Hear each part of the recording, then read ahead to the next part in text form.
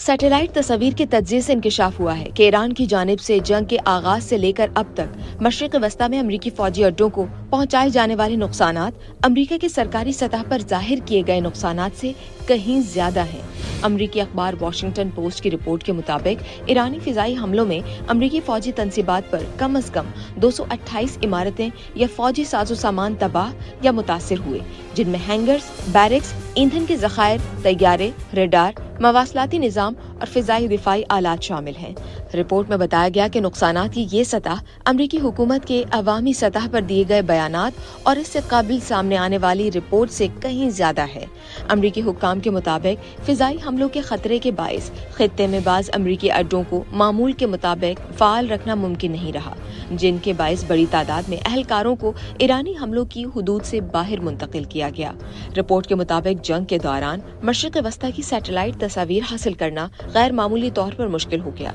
क्योंकि बड़ी तिजारत सैटेलाइट कंपनियों वेंटर और प्लैनेट ने अमरीकी हुकूमत की दरखास्त पर खित्ते की तस्वीर की अशात महदूद या मौखर कर दी। तहम ईरानी सरकारी मीडिया से वाबस्ता इदारे मुसलसल आला मयार की सैटेलाइट तस्वीर जारी करते रहे, जिनमें अमरीकी फौजी तंसीबात को पहुंचने वाले नुकसानात को दिखाया गया। माहिरीन ने वॉशिंगटन पोस्ट को बताया कि ये नुकसानात जाहिर करते हैं कि अमरीकी फौज ने ईरान की टारगेटिंग सलाहियतों को कम समझा। जदीद ड्रोन जंग के मुताबिक खुद को मुकम्मल तौर पर ढालने में नाकाम रही और बाज अड्डों को मुनासिब तहफ़्फ़ुज़ फराहम नहीं किया गया। रिपोर्ट के मुताबिक हमलों में कतर के अल अदीद एयरबेस पर 2 सैटेलाइट कम्युनिकेशन मराकज़, बहरीन के रफा और ईसा एयरबेस और कुवैत के अली अल सालिम एयरबेस पर पैट्रियट दिफाई निजाम को नुकसान पहुंचा। बहरीन में अमरीकी 5th फ्लैट के हेडक्वार्टर में सैटेलाइट डिश, कुवैत के कैंप ब्योरिंग में पावर प्लांट और मुख्तलिफ अड्डों पर ईंधन जखीरा करने की सलाहियत को भी नुकसान पहुंचा। इसी तरह कुवैत के कैंप अरीफजान और अली अल सालिम एयरबेस पर रडार,